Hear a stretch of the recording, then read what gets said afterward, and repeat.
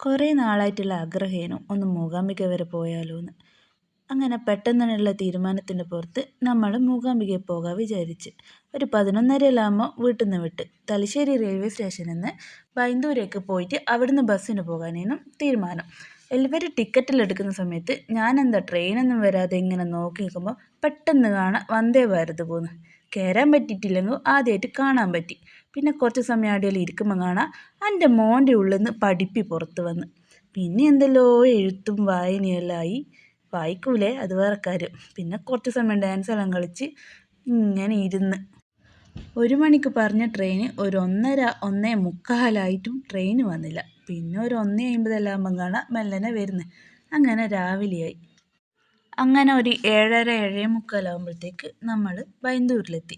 ബൈന്ദൂരിൽ നിന്ന് ബസ്സിൽ നമുക്ക് മൂകാംബികയിൽ പോകാനേനും തീരുമാനം.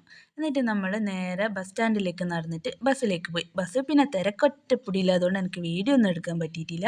എന്നിട്ട് നമ്മൾ രാവിലെ ഒരു ഉറക്കെല്ലാം കഴിഞ്ഞിട്ട് നേരെ മൂകാംബികയിലേക്ക് പോയി. അപ്പോൾ ഇന്നേക്ക് ഇത്രയേ ഉള്ളൂ. Okay, bye.